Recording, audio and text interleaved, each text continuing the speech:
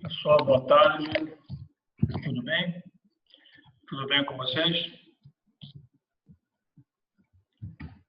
Então, vamos... Tudo bem? Tranquilos? Muito calor? Oi, professor. Boa tarde. Nossa, calor tá demais. Muito calor, né? Mas a gente melhora isso aí. Daqui a pouco vai passar isso. Ou vai piorar, não sei. Pessoal, então vamos ao nosso assunto de hoje, que é lesão e morte celular. Deixa eu só puxar aqui.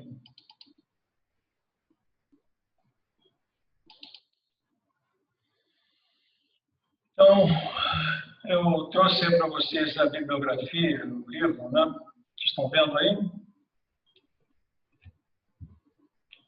Vocês estão enxergando? Sim, professor. Então, né? Então, tá aparecendo aqui. Óbvio e Cotan, Base Patológica das Doenças, nona edição, 2016. Ok? Isso aí é o livro que nós adotamos. Existem outros livros de patologia, mas esse aí é o livro que a gente adota e tira até as questões de aula, tira por ele, tá bom? Então, vamos lá. Vamos começar então nosso assunto hoje, que é lesão e morte celular. Bom, então, qualquer agente que agrida, né, a célula, seja esse agente um agente físico, um agente químico ou biológico, ele sempre leva a lesão da célula. Essa lesão pode ser uma lesão reversível ou não. Uma lesão reversível que, desde que cesse aquele agente nocivo, aquele agente agressor, a célula pode voltar à normalidade. É lógico que existem limites. Nós não consideramos, às vezes, a gente não consegue dizer exatamente qual é esse limite dessa reversibilidade. Até que momento a célula ainda é reversível ou não. Isso vai depender do tipo de agente, da sua patogenicidade, da sua intensidade e do tempo de atuação desse agente. Então, mas de qualquer maneira, qualquer agente agindo sobre a célula, né, então ele vai primeiro ter dois padrões de resposta, mas principalmente esse primeiro padrão aqui, que é a chamada tumefação celular, ou degeneração hidrópica. Quando o agente age sobre a célula, vai agir sobre a membrana plasmática. Então, aquela bomba, né, de íons, ela vai ser alterada, vai ter acúmulo de alguns íons intracelulares, e esses íons vão impedir que a célula fique em homeostase com o meio ambiente. Então, você vai ter acúmulo de água. É a degeneração hidrópica, também conhecida como tumefação celular. Eu vou lembrar vocês que nós estamos falando aqui em patologia. Portanto, eu vou falar sobre as lesões que nós vemos nos pacientes, né, que nos chegam para a gente fazer diagnóstico. Então, essa tumefação celular, ela é a lesão mais precoce e a lesão que ocorre em qualquer tipo de agressão. O segundo tipo é a chamada esteatose, ou degeneração gordurosa, ou metamorfose gordurosa, ou também chamada por alguns de infiltração gordurosa. O que é isso? Isso aí é o acúmulo de gordura intracelular, ou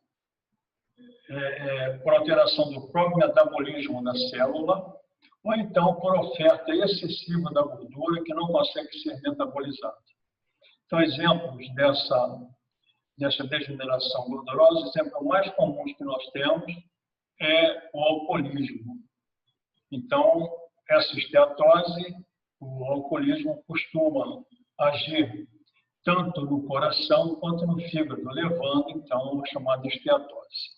Existem outras áreas também com essa alteração, que é reversível, desde que você cesse, né, aquela agressão, desde que a pessoa cesse e pare de beber, ela é reversível. Porém, se houver uma agressão continuada daquela célula, através do álcool, por exemplo, né, essa célula vai se tornar uma lesão irreversível.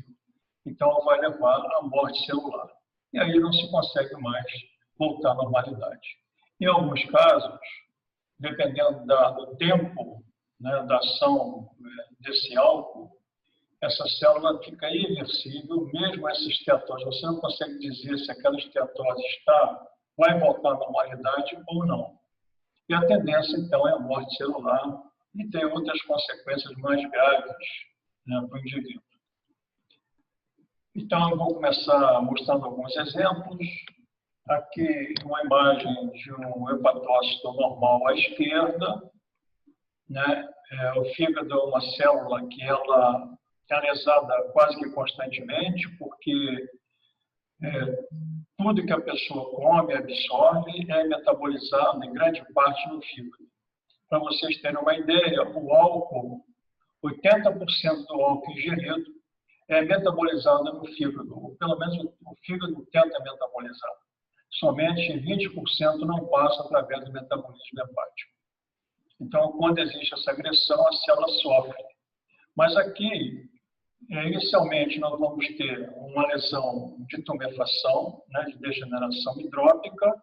As células ficam balonizadas, também chamada de degeneração baloniforme, ou tumefação baloniforme, fica inchada. O excesso de líquido fica acumulado no citoplasma, nessa forma aqui. Existem espaços claros e a célula, né, os elementos citoplasmáticos tendem a ir para a periferia da célula, ou às vezes até se fragmentar. Então, o que nós vemos no fígado, por exemplo, tumefeito, vocês veem aqui a trabeculação normal, né? Os hepatócitos superpõem um acima do outro.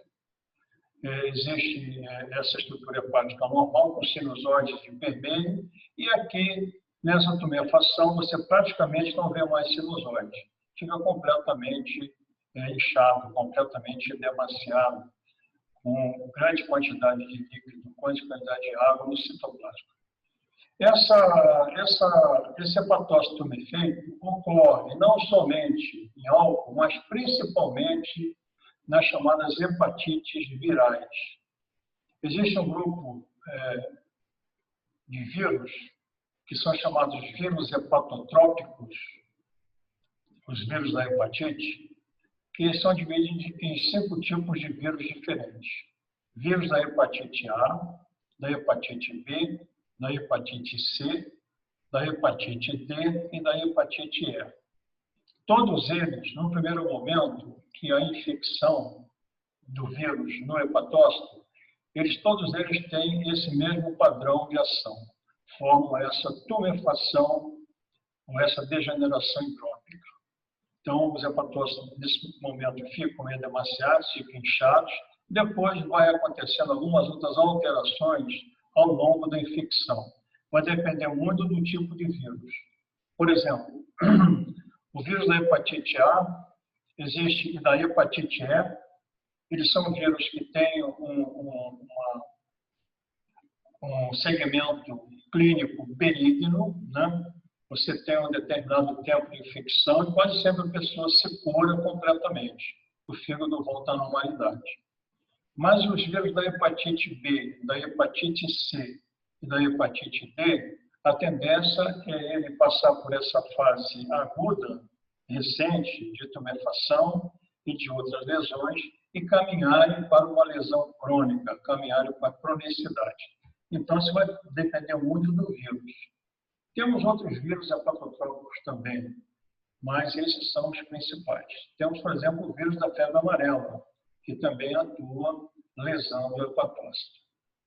Aqui uma imagem maior, né, de um hepatócito em que você vê essa célula completamente inchada, completamente edemaciada, com acúmulo de água, esses espaços claros são acúmulo de água, e o citoplasma ele se condensa. Esse aqui, por exemplo, é um fígado, uma biópsia, uma imagem microscópica de um fígado de um alcoólatra. Então, você tem o hepatócito balonizado, né? Metamorfose ou tumefação. E também nós temos aqui essa chamada alteração hialina de Mallory, que é uma alteração típica do alcoolismo. Então, quando você examina o fígado de um alcoólatra, nessa fase aguda da lesão, então você tem o inchaço da célula, balonização do hepatócito e também a presença desses corpúsculos ou alteração hialina de Mallory. Ok? Outra coisa aqui que nós vemos nessa imagem, além dessa tumefação, além dessa degeneração hidrópica, nós também vemos aqui esses grandes vacúolos claros. Vocês estão vendo aqui, eles são diferentes daqueles lá. Esse aqui fica vacuolizado como se fossem vacúolos, e você não tem aquela distribuição do citoplasma meio fragmentada. Esses vacúolos claros aqui são acúmulos de gordura. É diferente daquele lá. Aqui um acúmulo de gordura, aqui outro, aqui mais, aqui outro, e assim vai. Então, esse fígado é um fígado que tem duas lesões. Um hepatócito balonizado, degeneração hidrópica, e também degeneração gordurosa ou esteatose. Isso aqui é um fígado do alcoolismo, do alcoólatra. Aqui um slide que vocês veem aqui uma panorâmica, né, de uma biópsia hepática. Essa região aqui central é a região do espaço porta-biliar, está vendo aqui? É uma área mais rósea, uniforme. Aqui são os lóbulos hepáticos, né? A periferia do lóbulo hepático, junto ao espaço porta-biliar. E vocês veem aqui, então, a grande quantidade de metamorfose gordurosa. Tudo isso aqui são acúmulos de gordura.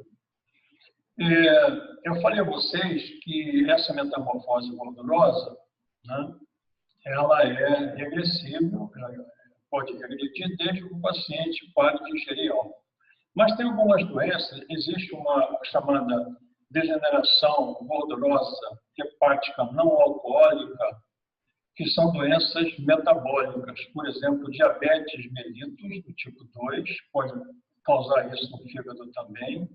Ou então, obesidade. Obesidade também pode causar esse tipo de lesão aqui. Existe uma degeneração gordurosa extensa no fígado. Então, são algumas causas, mas a lesão básica é essa. Se o paciente continuar bebendo, se continuar agredindo aquele hepatócito, além da metamorfose gordurosa, ele vai lesar irreversivelmente aquela célula, levando então à morte celular. Quando leva à morte celular, sempre que há uma morte celular, existe uma fragmentação, daqui a pouco vamos falar em necrose, existe uma fragmentação da célula e aqueles fragmentos celulares vão induzir uma reação inflamatória. E aí começa aquele círculo vicioso. Indivíduo bebendo, metamorfose gordurosa, irreversibilidade, necrose, reação inflamatória, e o fígado, então, vai sendo paulatinamente substituído por os hepatócitos por um tecido, que é o tecido fibroso. Então, o uso continuado de álcool, independente, às vezes até da quantidade, leva à destruição do fígado, a chamada cirrose. Bom, então, a lesão irreversível, nós temos dois padrões de lesão irreversível. Nós temos a necrose, que é a chamada morte celular, por agressão extrínseca, volto a repetir, por qualquer agente que agrida aquela célula, ela se torna, então, uma lesão irreversível. Vai depender muito do tipo de agente, da intensidade, do tempo, etc. Então, essa necrose ela pode ter alguns padrões bem definidos. Daqui a pouco eu vou colocar para vocês. Então, necrose é morte celular por fragmentação da célula após a agressão. Nós temos outro tipo de morte, que é a apoptose. Essa é a morte celular dita programada. Vocês já devem ter visto isso quando deram a embriologia, não sei se falaram sobre isso, que durante o desenvolvimento embrionário no feto, alguns tecidos eles sofrem apoptose. Então, eles têm essa morte celular, eles vão desaparecendo ao longo da embriogênese. Então, alguns tecidos fetais, quando o feto nasce, ou depois de um certo tempo, aquilo tende a desaparecer por apoptose. Então, existe uma indução genética para aquela célula ou aquele tecido desaparecer. Isso em condições normais.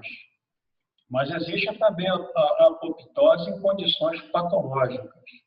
Então, por exemplo, em caso de câncer, vocês vão ver futuramente falar em câncer.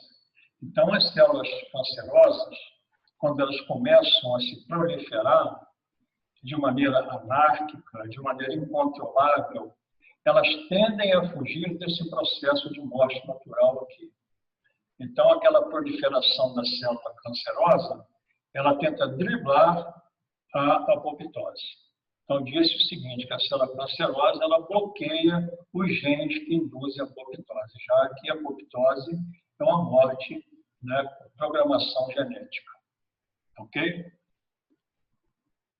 Alguma dúvida, pessoal? Pode perguntar. Se tiver alguma dúvida, pode perguntar. Eu não fechei o microfone de vocês. Fique à vontade. Tá bom? Muito bem. Oi. Você pode repetir a respeito da necrose, por favor? Como? Pode repetir sobre a necrose, por favor?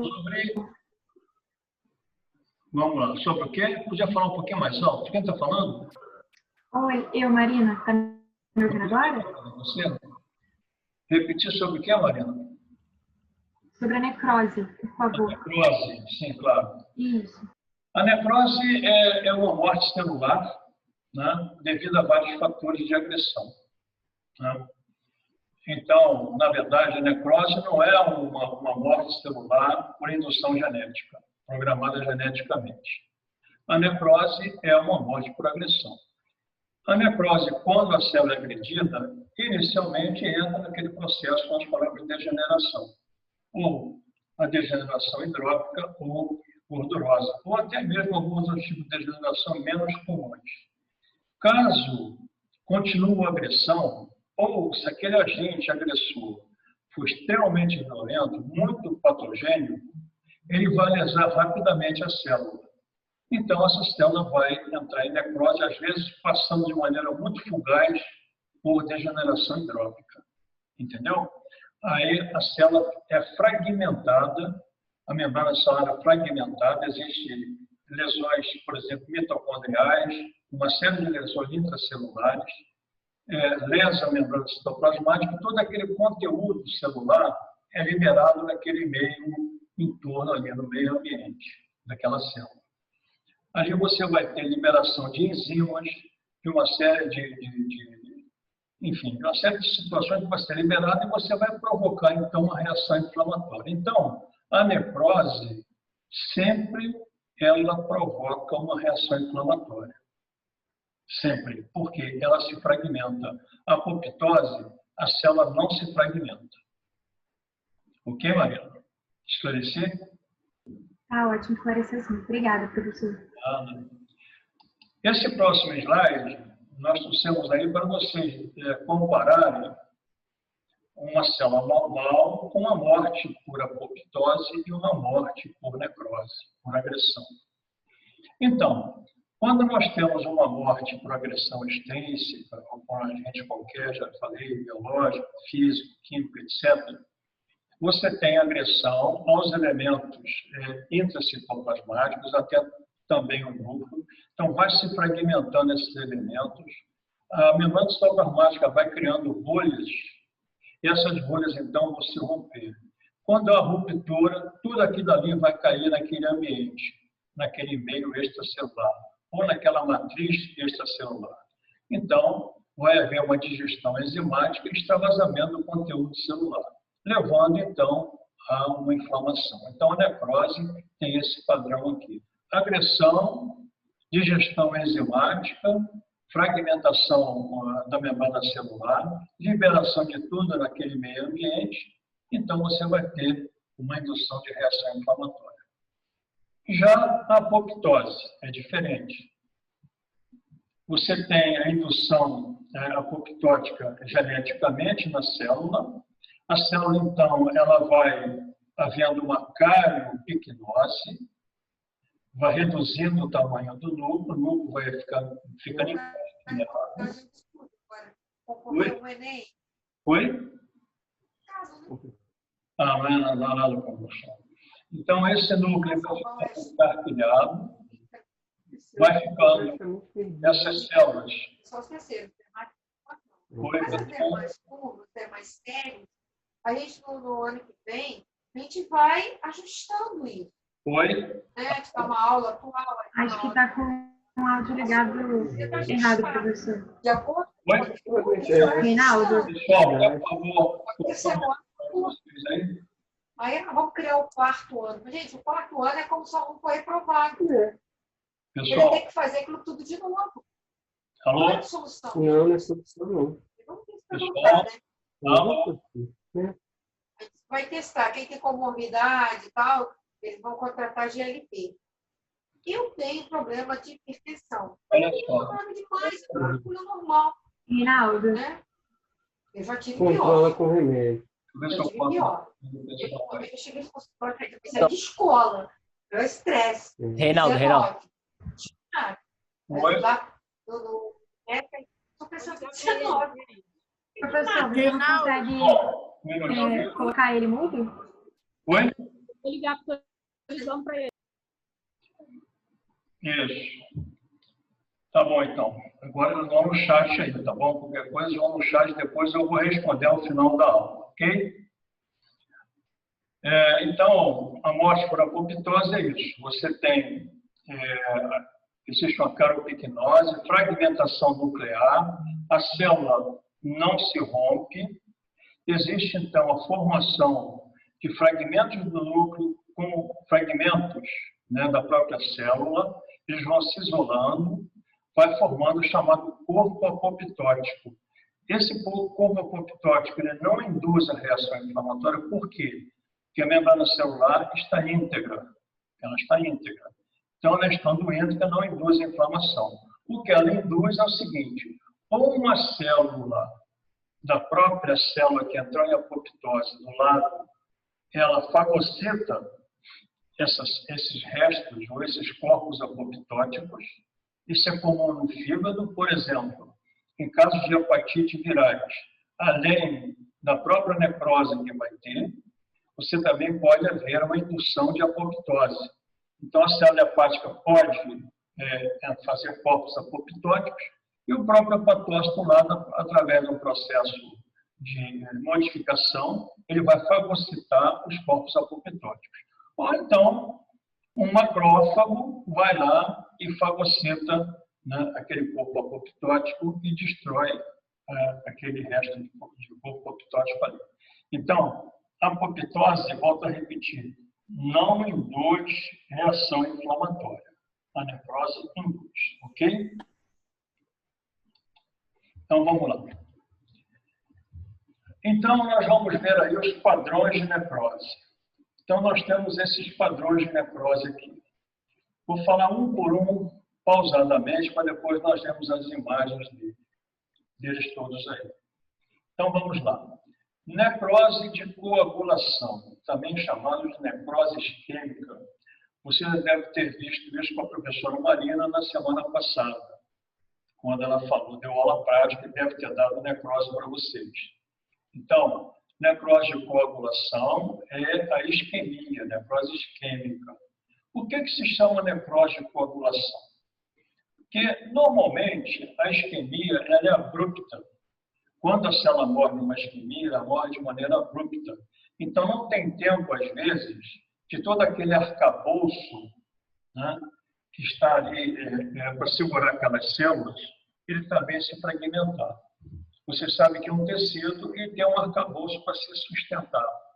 Então, por exemplo, o fígado tem as fibras reticulares que mantêm aquele padrão, né, trabecular dos hepatócitos. Então, quando existe a necrose, é como se a célula tivesse entrado em coagulação e ficasse aquele espaço vazio.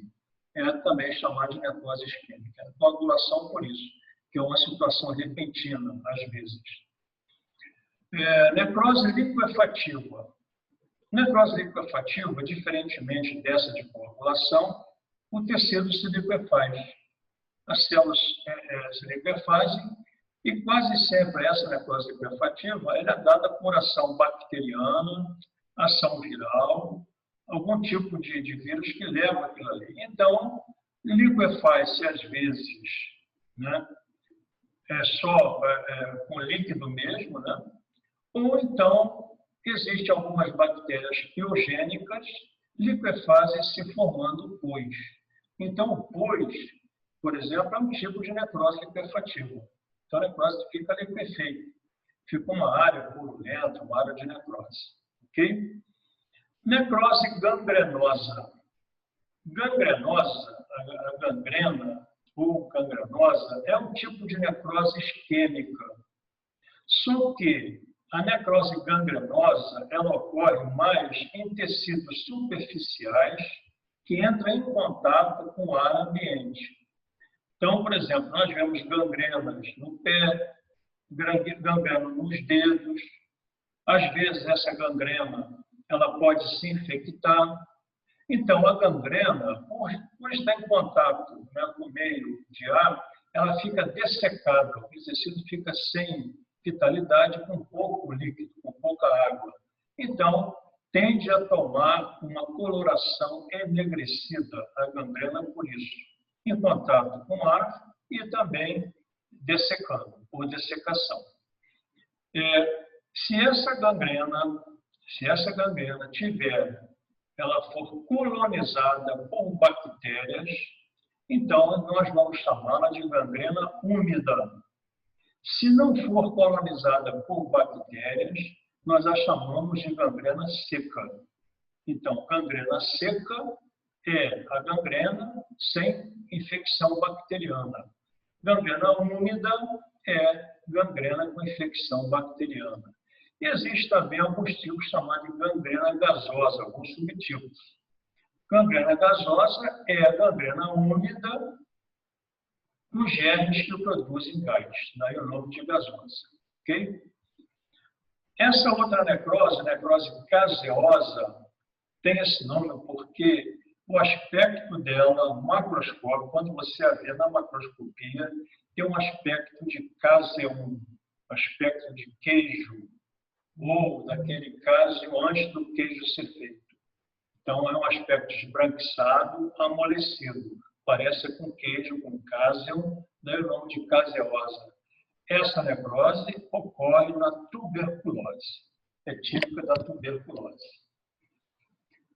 Necrose gordurosa. Essa necrose gordurosa existe uma necrose no tecido adiposo, no tecido gorduroso, principalmente por digestão enzimática ou por trauma. Então, por exemplo, necrose gordurosa na clínica, que acontece muito, é quando o indivíduo tem uma pancreatite, uma inflamação aguda do pâncreas, uma inflamação do pâncreas, e o pâncreas libera enzimas digestivas, as lipases, por exemplo. Então, você vai ter uma necrose gordurosa na gordura mesentérica, na gordura da cavidade abdominal. Então, são aspectos nessa necrose gordurosa. Outra necrose gordurosa também que se dá por trauma, um exemplo, é a necrose gordurosa da mama. Mulheres com mamas muito grandes, muito volumosas, tendem a fazer, né, principalmente na porção inferior da mama, ela tende a fazer pequenos traumas e provocar necrose gordurosa. Ou às vezes até mesmo trauma da mama. E aquilo ali pode levar até erroneamente, né, o diagnóstico clínico de câncer. Mas não é. Essa necrose gordurosa tipicamente ocorre na mama. Então, tem que fazer um diagnóstico diferencial de uma necrose gordurosa, um nódulo canceroso, por exemplo. E essa necrose fibrinoide, que é o último tipo de necrose que nós trouxemos aqui para vocês, tem esse nome porque ela se assemelha à fibrina. Então, fibrina nós a vemos microscopicamente. Então, quando você faz um exame microscópico de um tecido, você vai ver uma área de necrose semelhante à fibrina, daí o nome de fibrinoide, semelhante à fibrina. Isso ocorre principalmente nas paredes vasculares, nos tipos imunológicos de hipersensibilidade do tipo 3. Vocês estão tendo também aula de imunologia, não estão? Estão, né? Então, não sei se o Ulisses já falou para vocês lá em hipersensibilidades, tipo 1, 2, 3 e 4. Mas essa aqui, a necrose fibrinoide, ela ocorre principalmente no chamado complexo antígeno-anticorpo e complemento. Então, quando você tem um ajuntamento desses três na parede dos vasos, surge, então, a chamada necrose fibrinoide. Essa necrose, portanto, é muito comum em doenças de fundo imunológico, principalmente algumas doenças, lúpus eritematoso, etc, etc. Tá bom? Ocorre esse tipo de necrose na parede vascular. Vou mostrar agora algumas imagens dessa necrose que nós falamos aí. Aqui o corte de rim. Vocês veem aqui a cortical renal, na parte mais externa. Essa cortical está cheia de vasos dilatados e congestionados, com focos hemorrágicos. E vocês veem aqui uma área triangular com ápice voltado para a medula renal, né? E o ápice, a base desse triângulo, dessa pirâmide, voltado para o córtex renal. Então, isso aqui é típico de uma necrose isquêmica.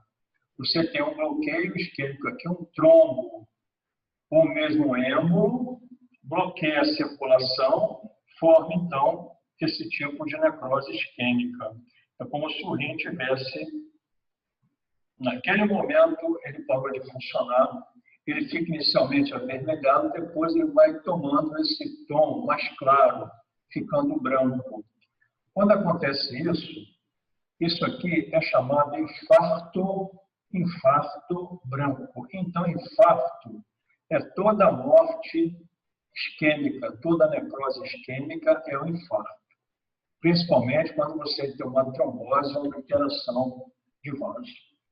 Então, ele se torna branco depois de um certo tempo. Por que o nome branco? Porque o rim, como outros órgãos, é órgão de circulação terminal. Só tem artéria renal. Então, ou a própria artéria renal, ou ramos dessa artéria vão ficar obstruídos e formam, então, esse infarto branco. Aqui o coração é também sede de necroses isquêmicas frequentes, né? É cardiopatia isquêmica. Vocês têm aqui uma coronária dissecada. Essa aqui deve ser descendente anterior esquerda, que vai até a ponta do coração. E vocês têm aqui um trombo mais escuro aí, obstruindo essa coronária. Essa área aqui é uma área de trombose. Então, toda essa área ficou isquêmica. Então, todo o território irrigado por essa coronária vai necrosar. No primeiro momento, vai ter degeneração hidrópica. Depois, se você não reperfugir aquilo imediatamente, vai levar a necrose.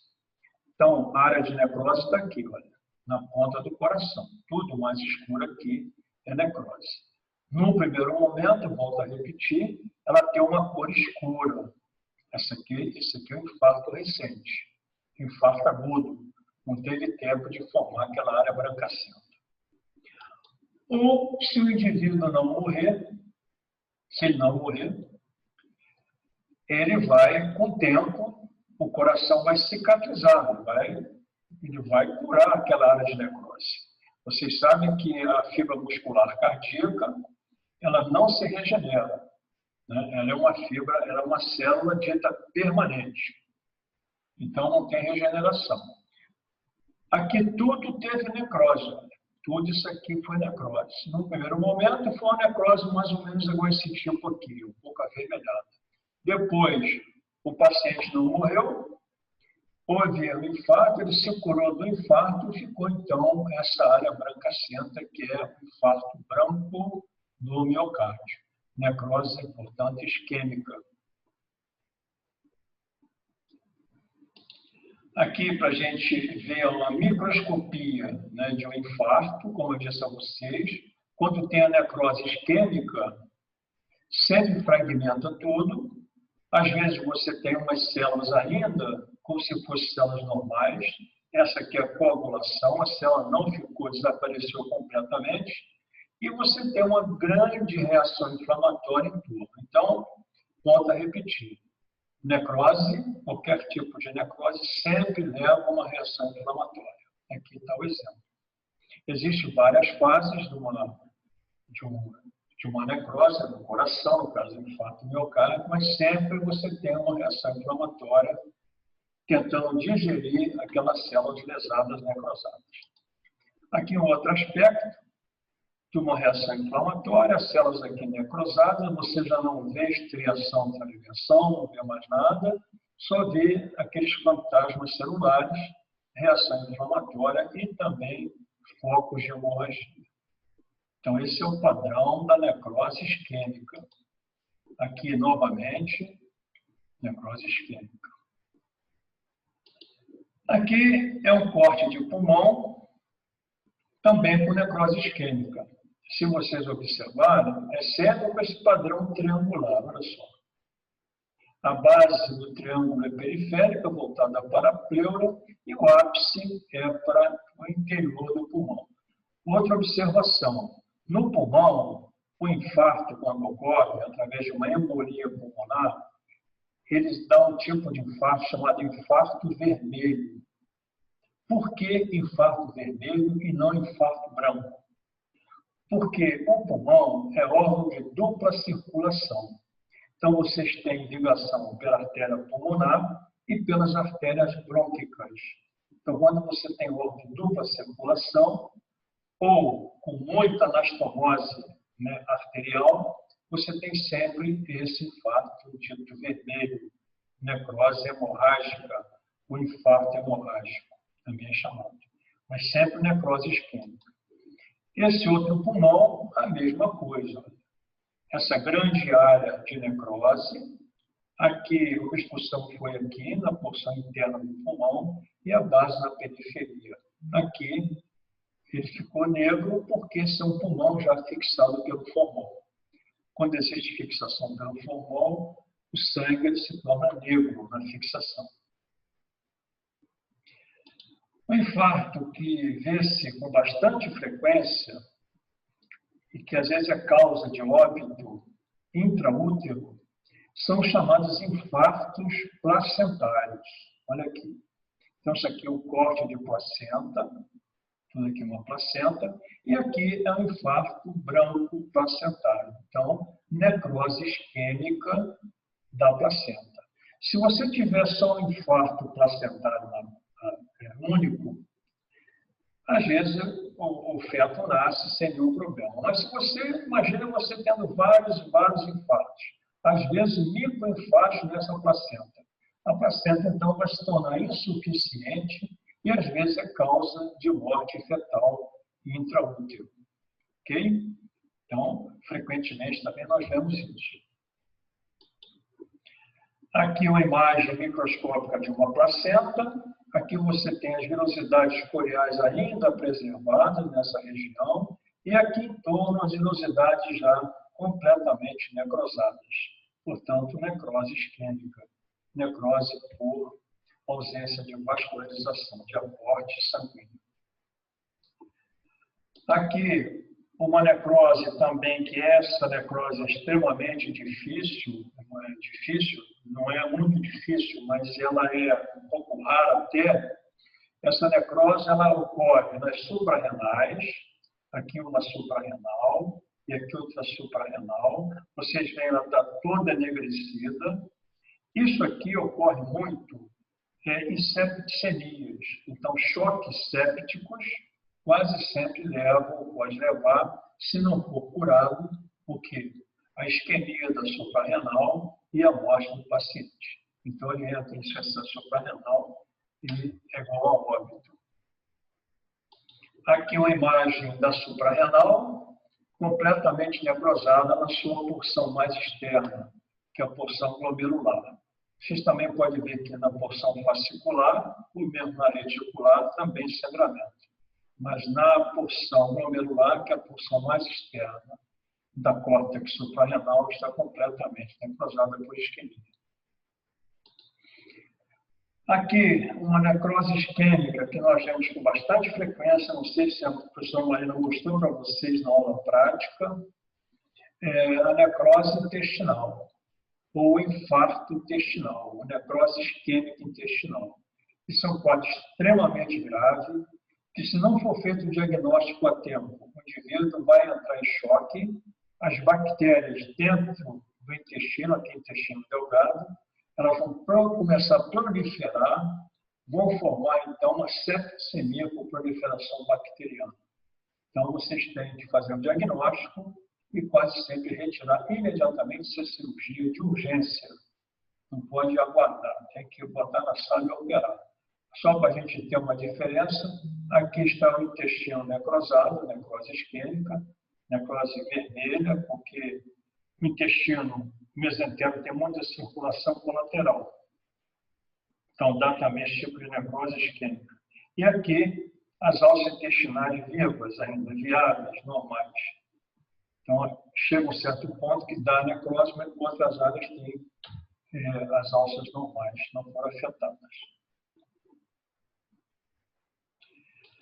Outro tipo de necrose, que é um pouco diferente daquela lá, é isquêmica também, mas ela deveria se chamar necrose de coagulação. Eu, particularmente, prefiro chamar de coagulação, mas ela tem um aspecto de liquefação.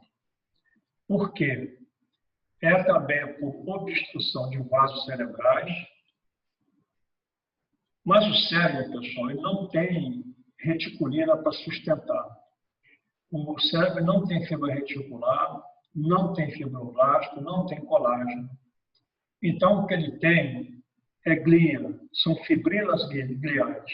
Então, você tem a micróglia, oligodendróglia e a neuróglia. Então, vocês têm aqui, não tem sustentação. Então, quando há necrose, isso aqui praticamente vai desmoronar. Vai se tornar uma liquefeita de necrose cerebral. É uma necrose isquêmica? É, mas até um aspecto de necrose liquefativa. Vou mostrar mais para vocês. Aqui, por exemplo, é o ano de infarto ou de necrose cerebral. Triangular também, vocês podem ver. Né? Isso aqui, a tendência é se liquefazer. Nesse próximo slide, a gente vai ver. Olha, aqui uma necrose, tá vendo? E aqui, ela já se liquefazendo. Isso aqui, a tendência é ficar toda liquefeita, desculpa. Vai ficar toda liquefeita. Ok? Vai formando um cisto, como se fosse um cisto. Tá? Então, tudo isso aqui era de necrose. Aqui uma imagem microscópica do cérebro com necrose do tipo isquêmico ou liquefativa, também aí confunde. É o seguinte, aqui tem o tecido cerebral à esquerda, normal, com os neurônios, etc. Aqui a glia, a micróglia, etc. E aqui você tem as células fagocitando restos de células necrosadas do cérebro. Como o cérebro tem muita gordura, então a micróglia cerebral, que é a contraparte lá no cérebro do macrófago, do estiócito, ele vem aqui e vai fagocitando gordura. Então vai ficando tudo liquefeito isso aqui. Não tem sustentação. Ok? Aqui é uma necrose liquefativa no pulmão, um abscesso pulmonar. Aqui tem os alvéolos, aqui a pleura, e aqui está necrosado no pulmão, abscesso pulmonar. Bactérias proliferaram, necrosaram o pulmão, formou-se então a saída de pus. Necrose liquefativa. Isso aqui, pessoal, é a gangrena. Gangrena. Diabético, às vezes, vai com o tempo, obliterando as artérias, principalmente as artérias dos membros inferiores. Então, isso aqui vai dando uma isquemia crônica, paulatinamente, crônica, vai fechando aos pouquinhos a luz da artéria. Mas chega em determinado momento, aquilo trombosa, fecha de vez. Quando fecha, dependendo da artéria lesada, você pode lesar só um dedo, ou todos os dedos, ou até o pé mesmo, tudo. Então, isso aqui é uma gangrena, que eu não sei se ela é úmida ou não, vai sendo mais a gangrena seca. Ok? Ela não está infectada. Aqui também outro exemplo de gangrena. Esse aqui já pegou o pé todo. Né? Pegou aqui tudo escuro, tá vendo? Tudo isso é necrose no diabético. E aí infectou, então, gangrena úmida. Gangrena com infecção. Volto a repetir, gangrena é um tipo de necrose isquêmica que fica em contato com o meio ambiente, com o ar. Aqui, por exemplo, uma gangrena gasosa. Essas bactérias produziam gás. Então, formam-se essas bolhas de gás na pele subcutânea da pessoa. Gangrena gasosa. Aqui... Professor, Oi. em que situação que acontece essa gangrena gasosa? Não, Beatriz. Beatriz, né? Quando você tem bactérias que produzem gás. Algumas bactérias, elas produzem pus. Outras produzem gás. Entendeu? Às vezes gás... Por exemplo, quando você já está tendo aula de medicina legal? Tá, né? Aham. O professor já falou para vocês sobre tanatologia forense? Ainda não, né? Sobre estudo do cadáver? Ainda não, né? Então, o que acontece? O cadáver, quando a pessoa morre, o cadáver vai aos poucos se deteriorando. Então, ele vai ficando rígido, vai ficando frio, etc, etc. Depois de algum tempo, as bactérias começam a proliferar. E são bactérias produtoras de gás. Por isso é que, às vezes, um camarada que morre afogado, ele vai para o fundo do rio, fica 3, 4 dias, depois que aquelas bactérias produzem gás, ele boia. Entendeu? Então, isso aqui são bactérias que produzem gás. Tá? Bom, obrigada. Nada. Isso aqui, por exemplo, é um outro exemplo. Isso aqui pode ser devido a um diabetes, ou existe uma situação chamada geladura, que é o contrário de queimadura. Existe muita gangrena por geladura, principalmente em países muito frios, temperaturas baixíssimas. Então, por exemplo, na Segunda Guerra Mundial, quando a Alemanha invadiu a Rússia, ficou lá, na verdade, quem defendeu muito a Rússia foi o inverno russo, 20 graus negativos, 30 graus negativos. Os alemães estavam na trincheira, então eles tinham necrose nas extremidades pelo frio. Eles tinham gangrena pelo frio. Chama-se geladura. Aqui na Guerra das Malvinas, os argentinos também tiveram necrose nos pés, nos dedos, com geladura dentro das trincheiras. Alguns chamam até de pé de trincheira. Entendeu? Eles não estavam preparados, chegaram lá, ficaram lá naquele frio e tiveram gangrena por necrose isquêmica de frio, geladura. Aqui é um exemplo de necrose caseosa. Isso aqui é a microscopia, tá? Necrose caseosa. Se eu não trouxe uma microscopia, devia ter trazido. A tuberculose, depois vocês vão ver comigo em aulas futuras, que tem toda uma estrutura para a gente fazer o diagnóstico de tuberculose. Só saber aqui que essa necrose à esquerda é caseosa, da tuberculose. Aqui, novamente, necrose da tuberculose, você não vê mais célula nenhuma, as células já foram todas lisadas, né? Todas destruídas. Aqui é a necrose fibrinoide que eu falei a você dos vasos. Isso aqui é um vaso, né, com depósito de imunocomplexo na parede. Anticorpo, antígeno e complemento. Bom, aqui também outro aspecto. Tá aí. Aqui é a luz do vaso, aqui é a parede limitante elástica interna e aqui é a parede vascular com necrose fibrinoide. Isso aqui é doença imunológica, geralmente lúpus, essas doenças todas sistêmicas aí que dão isso.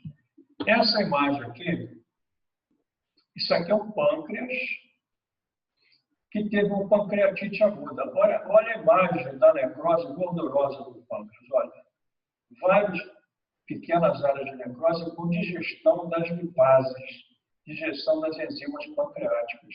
Isso aqui, quando o cirurgião abre o indivíduo no abdômen e vê isso aqui, ele fala assim, olha, aspecto em pico de vela. Isso aí é chamado pelo cirurgião, mesmo na patologia, aspecto em pico de vela. É como se fosse aqueles pingos de vela, fosse pingando e formando, né, aqueles pingos. Chama isso aí de pingo de vela, necrose gordurosa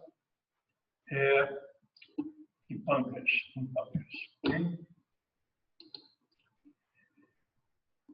A apoptose, a gente pouco vê, como falei a vocês, em condições patológicas, só em casos de neoplasias. Mas tem algumas condições fisiológicas que todos nós temos apoptose ao longo da nossa vida. Uma delas é isso aqui, ó.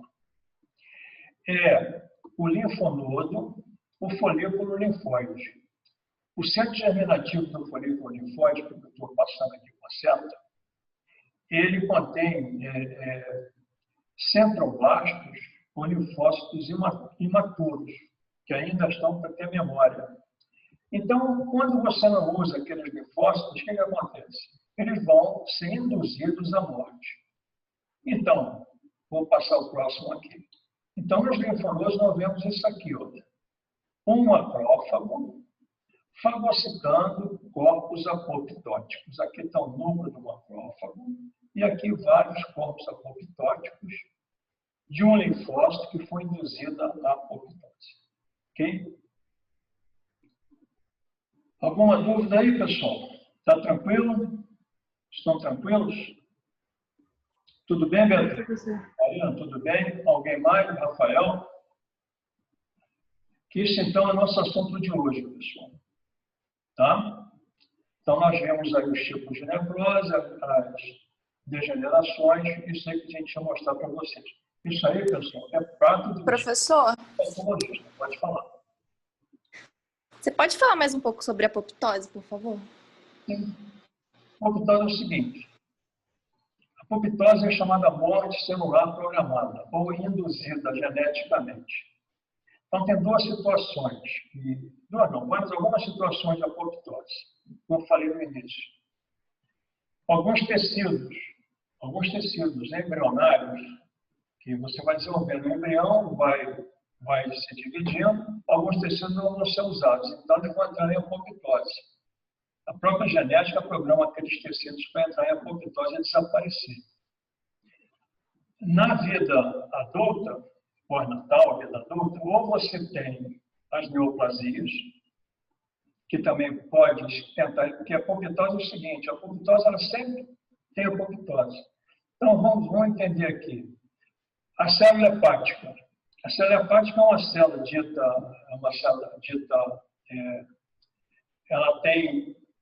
ela alcança sua maturidade de diferenciação fisiológica e fica quieta lá. É chamada de célula quiescente. Se houver necessidade, ela começa a se dividir. Mas o próprio hepatócito, quando vai envelhecendo, ele entra em apoptose. Então, os outros hepatócitos vão em fagocito. Ok? Algumas células da pele epidérmicas também entram em apoptose. E essas células aqui, então, entram em apoptose, que é o centro germinativo. Os linfócitos, que não tiveram memória imunológica, então eles entram em apoptose. Como é que é a apoptose? É isso aqui. Ó. Há uma indução, o núcleo da célula apoptose, aqui tem vários pedaços de núcleo, ele entra em piquenose, se fragmenta, ele é envolvido pela membrana citoplasmática da própria célula, que entrou em apoptose. Quando ele é envolvido, não provoca reação inflamatória como na necrose. Então fica aquele corpo apoptótico ali. Ele vai ter que ser limpo. Como é que ele é limpo? Ele é limpo através de fagocitose de macrófagos residentes, macrófagos locais. Ok? Tá ótimo, obrigada, professor. Então, a apoptose é uma programação normal. Só que ela não provoca reação inflamatória. Ok? Ok, pessoal? Professor, Oi. você pode falar um pouquinho de novo desculpa, da necrose caseosa, por favor? Posso. Agora, eu vou só pedir uma coisa, Mariana. O pessoal já pode ir colocando no chat aí o nome e o número, tá?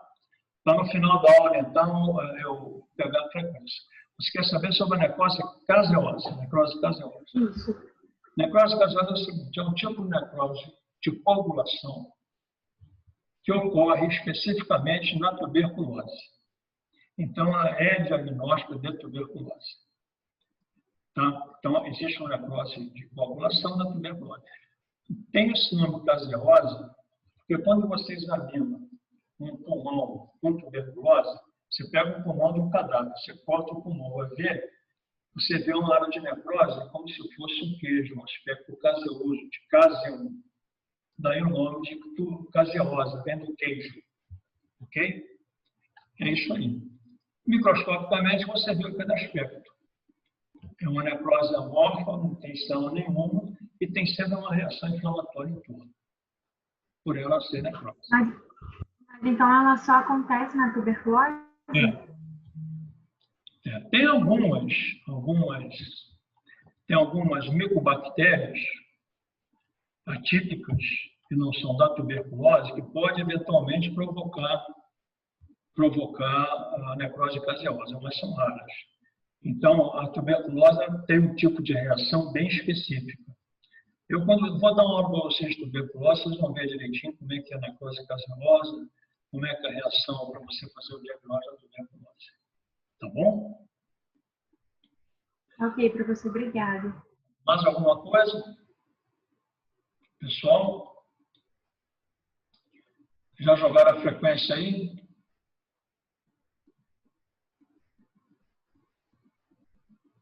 Eu vou dar mais 5 minutinhos aí, tá? Para o pessoal colocar a frequência, eu vou encerrar a aula, tá bom?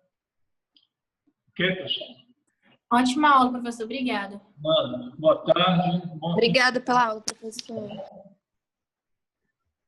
Obrigada pela aula, professor. Até semana que vem. Tudo bem, até semana que vem. Semana que vem é a Marina. Eu estou com você semana que vem. Verdade. Na prática, né? Na outra semana. Então, tá bom. Boa fim de semana. Tchau, tchau. Obrigado a vocês também. Vamos botar aqui, tá? Que eu vou tomar uma água ali.